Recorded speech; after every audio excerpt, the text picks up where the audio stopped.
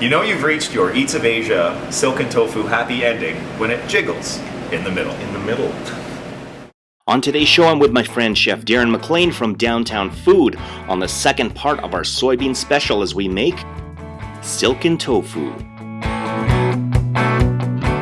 We're going to start with 3 cups of cold, fresh soy milk, and just in case you haven't seen our first episode on soy milk, you can learn to make it by clicking on the annotation or on the link on the video description below.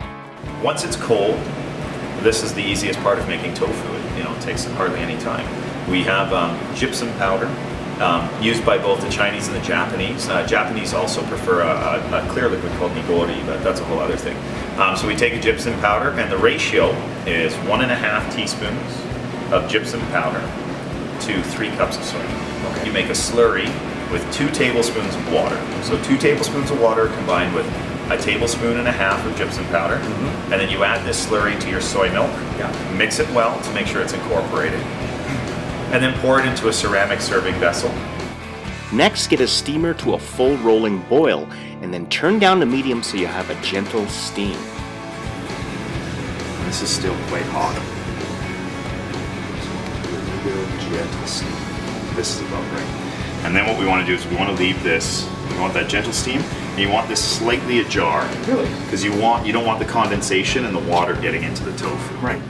Now once you get everything into the steamer, you want to steam them for about 6 minutes per inch of soy milk in the containers. So in this case, ours took about 10 to 12 minutes. A great way to tell if they're done is by gently tapping them on the side of the container. Now they should look like custard when they're finished. We're going to hell. You gotta tap it. You have to tap it. Would you tap it? I would tap it. I would tap silken tofu all day long.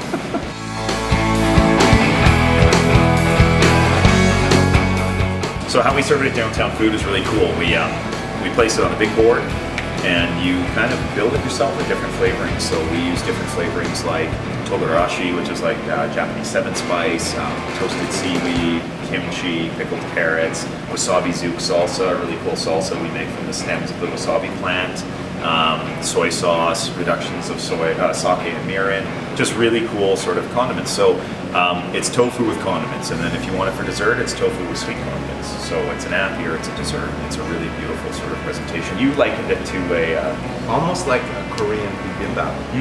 Yeah. With tofu itself, though, I like it. The more I make tofu and the more I eat it, the more I like it just on its own.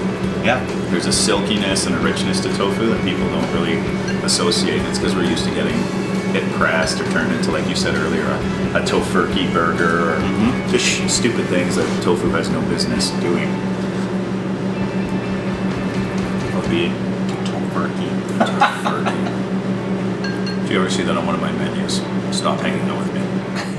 So that is Downtownfood's recipe for silken tofu. I hope you take this recipe with you, make it yours, and have fun in the kitchen.